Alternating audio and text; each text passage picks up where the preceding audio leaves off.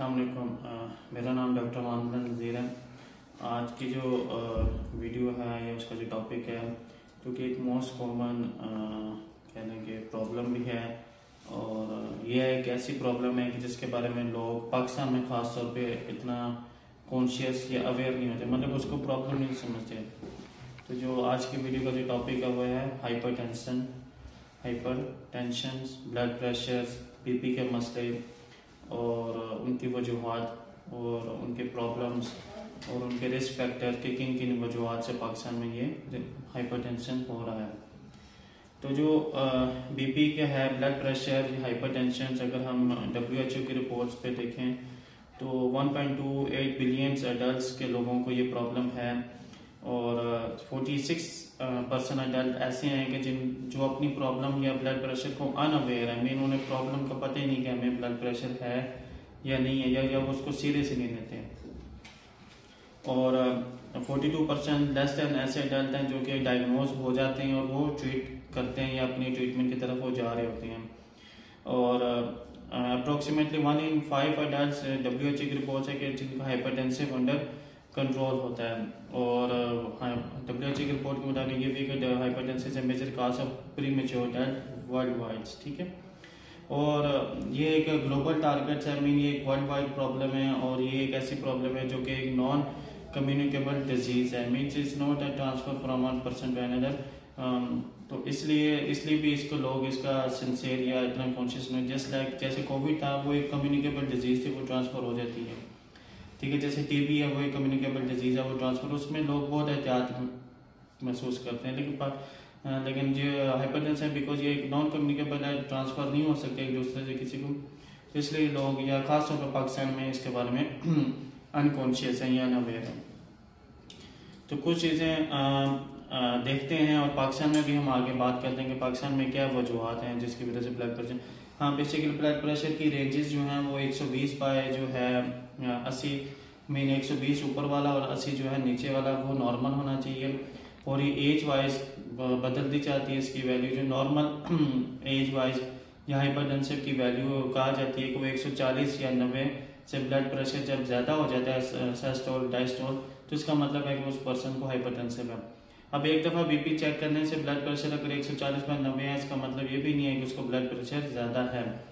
कम से कम आप इसको दिन में 3 दफ़ा इसकी रीडिंग लेते हैं, सुबह दोपहर शाम, और इसको कम से कम 3 to 5 डेज या 1 वीक तक इसको मोनिटर करते हैं। अगर एक हफ्ते तक सुबह दोपहर शाम 3 टाइम पे ये रीडिंग एक ही जैसे प्रोसेस कर रही है, जिसका मतलब है कि उसको फिर कोई प्रॉब्लम है हाइपरटेंशन, उस पर्सन को फिर हम डायग्नोज या लेबल कर देंगे। तो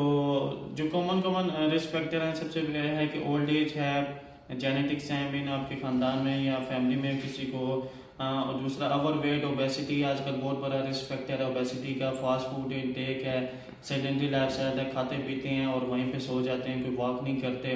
ठीक है, और अपनी हेल्थ के बारे में कोई कॉन्शियस नहीं है, और कोई फिजिकल एक्टिविटी नहीं करते। हाई सॉल्ट डाइट इंटेक, जैसे अगर आप देखें आपके जितने भी सॉफ्ट ड्रिंक्स हैं, ठीक है, और स्नैक्स हैं, वो उसमें हाई कंजप्शन ऑफ सॉल्ट होता है, ठीक है। और जो जिस चीज़ की वजह से जो है ना ये प्रॉब्लम बहुत ज़्यादा एक ड्रामेस्टिकली चेंजिंग में आना शुरू हो जाए। रिस्क फैक्टर भी होते हैं, जैसे मॉडिफाइड रिस्क फैक्टर हैं, कुछ फिर रिस्क फैक्टर होते हैं जो कि इंसान या पेशेंट्स के अपने इख्तियार में होते हैं, उसको हम मॉडिफाइड रिस्क फैक्टर, जैसे वो ज़्यादा नमक खा रहा है तो उसे कहेंगे नमक कम कर दें। अगर कोई ऐसी हाई डाइट ले रहा है जिसमें सैचुरेटेड फैट्स हैं, ट्रांस फैट्स है, तो उसे कहेंगे हम वो कम कर दें, ठीक है। कोई ऐसा बंदा जो कि फ्रूट्स नहीं खा रहा, उसे कहेंगे हम फ्रूट्स खाना शुरू कर दें। कोई ऐसा बंदा कि जो सॉफ्ट ड्रिंक या कोल्ड ड्रिंक के ऊपर इंटेक ज़्यादा रखता है, पानी नहीं पी रहा, तो उसे हम कहेंगे कोल्ड ड्रिंक पीना बंद करते या कम करते, उसकी जगह सॉफ्ट जो पानी है, जैसे जो कुदरती पानी है वो पिया करें, और वेजिटेबल का इंटेक ज़्यादा रखा करें। तो वो मॉडिफाइबल रिस्पेक्टिव हम देखेंगे पेशेंट की हिस्ट्री से, तो हम उससे अंदाज़ा लगा देंगे कि अभी हमने इसको प्रिवेंट कैसे करना है, इसका ट्रीट कैसे करना है। सिम्टम्स इसके कोई खास तौर नहीं है। सिम्टम्स के मुताबिक देखा जाए तो इसको वर्ल्ड वाइड कंसिडर किया जाता है silent killer of the disease, ये silent killer of the human body के। इसकी प्रॉब्लम एकदम वाज़ेह नहीं होती है, इसके विद द पासिंग टाइम में इसके सिम्टम्स आ रहे होते हैं। कॉमन सिम्टम या मल्टीपल सिम्टम है कि हेडेक होता है, चेस्ट पेन है, डिजीनेस, ऐसा लगता है कि उसे चक्कर आ रहे हैं, सांस लेने में मसला है, उल्टी के या वोमिटिंग इस तरह के हैं, ठीक है।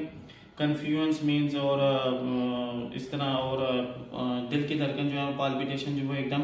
तेज हो जाती है। तो इसमें मल्टीपल सिम्टम्स हैं, कोई एक खास सिम्टम्स नहीं है कि जो कि आप हाइपरटेंसिव को लिंक करें या उसके लिए रूल आउट करें।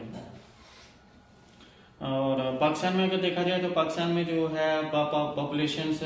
जो कि मैंने फेस किया, फिर कल भी एक पेशेंट आया था हमारे पास, तो प्रॉब्लम ये है कि पाकिस्तान में ब्लड प्रेशर बीपी के मसले को इतना अहमियत के साथ या इतनी इम्पोर्टेंस के साथ लोग उसको नहीं देखते। अगर देखते हैं तो बीपी की गोली खा लेंगे तो खुद ही ठीक हो जाता है 1-2 दिनों में, तो फिर 3-4 दिन तक फिर गोली खाना छोड़ देते हैं, ठीक है। तो ये सबसे खतरनाक चीज़ है। एक तो ये कि मैं मरीज को कहता हूँ कि बीपी की गोली वो खा रहे हैं तो फिर वो खाते रहें, अगर नहीं खा रहे तो फिर अपनी मॉडिफाइड रिस्क फैक्टर अपनी हेल्थ के साथ कुछ उसको कंट्रोल में लेकर आए, ठीक है, एहतियात करें। अगर वो नहीं करते, अगर दवाई की तरफ जा रहे हैं, मरीज अपने आप को लेकर चलता है, बीपी की गोली के किसी डॉक्टर फिजिशियन ने लिख के दिए, तो वो फिर छोड़े ना, उसको स्किप ना करें, ठीक है। उसको अपने कहने के एक जिस्म का एक ज़रूरी हिस्सा बांध देंगे, जैसे मैंने पानी पीना जिस तरह मैंने गोली भी या बीपी की रोज़ खानी है। अब होगा क्या, अब जैसे कल एक पेशेंट आया था तो उसकी एज ज़्यादा थी, तो हमारे पास वो आया, तो उसका बीपी सबसे पहले मैंने कहा इसका बीपी चेक करो, तो उस टाइम उसका बीपी 190 था। तो उसके भी घर वाले बता रहे कि इसका बीपी ज़्यादा होते थे, तो हम बीपी की गोली दे रहे थे तो ठीक हो गया था, लेकिन हमने 3-4 दिन हो गए, अब इन्होंने मेडिसिन लेना छोड़ दी है, और ऊपर से इन्होंने उसी दिन पे जो है वो मछली खा ली है, तो जिसकी वजह से ब्लड प्रेशर ज़्यादा हो गया। अब ब्लड प्रेशर ज़्यादा होता है तो जब आप डॉक्टर के पास जाते हैं तो फिर क्या होता है कि अगर आपको वो मेडिसिन से कोई इंजेक्शन या पेन किलर के लिए आप जा रहे हैं, दर्द के लिए जा रहे हैं, जोड़ों के लिए दर्द के लिए या किसी भी दर्द के लिए मैं डॉक्टर के पास जाना है, तो फिर जब आपका बीपी ज़्यादा होता है तो फिर आपकी जो मेडिसिन हैं, जो इंजेक्शन हैं, पेन किलर, वो इतने रिजल्ट अच्छे नहीं देते जब तक आप अपनी बॉडी का ब्लड प्रेशर को कम नहीं करते। तो इसलिए फिर आपने उन्हें कहा कि आप ब्लड प्रेशर अपने कंट्रोल कराएं, तो फिर हम आपका फर्दर आगे इलाज करेंगे। अगर हम इसको फिजियो में देखें तो फिजियो में भी एक्सरसाइज जो है हाई ब्लड प्रेशर भी कॉन्ट्रा इंडिकेटेड है, आप एक्सरसाइज ज़्यादा नहीं कर सकते, ना उसे बता सकते हैं कि बीपी उसका 190 पे जा रहा है। और मैनिपुलेशन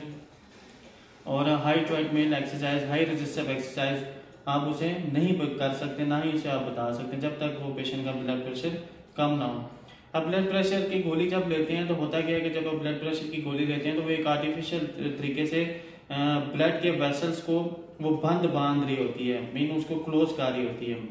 ठीक है। तो जब लेकिन ब्लड प्रेशर जो एक वेसल में पहले ही प्रेशर ज़्यादा होता है तो वो प्रेशर वहीं का वहीं ही होता है, लेकिन जब मेडिसिन लेते हैं तो वो फिर वहाँ ब्लॉक लगाती है और उससे प्रेशर कम हो जाता है। फिर जिस दिन आपने वो मेडिसिन नहीं ली तो फिर वो जो पीछे प्रेशर बन रहा होता है वॉल्स में, वेसल्स में, तो वो फिर एकदम से ऐसे बस्ट करके फटने की कोशिश करता है। तो फिर क्या होगा कि जिस दिन उसने ब्लड प्रेशर की गोली नहीं, अक्सर बहुत ज़्यादा पेशेंट रिपोर्ट होते हैं कि उनको फालज हो गया, स्ट्रोक हो गया या हार्ट अटैक हो गया। तो ये 2 मेजर वजूहत हैं पाकिस्तान में ख़ास तौर पे कि बीपी के मरीज गोली लेते हैं, इलाज कराते हैं, लेकिन उसको एहतियात या उसको सिंसियर या उसके बारे में इतने आगाही के साथ उसको मतलब जैसे टीबी के है ना मरीज, उसके बारे में लोग बहुत एहतियात करते हैं, करते हैं, लेकिन इसके बारे में लोग एहतियात नहीं करते। तो फिर 2 मेजर प्रॉब्लम होना शुरू हो जाते हैं, एक तो स्ट्रोक, फालज और एक हार्ट अटैक। क्लियर यहाँ तक इशू।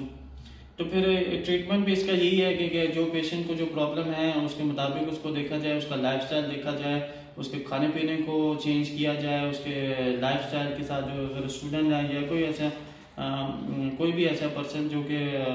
ऑफिस टाइम पे या वर्कर जो भी ऑक्यूपेशन उसका जैसा भी है उसके मुताबिक उसको कहा करें कि ये एक्सरसाइज करें, कुछ एक्टिविटी करें, खाने पीने में अपने आप को चेंज करें,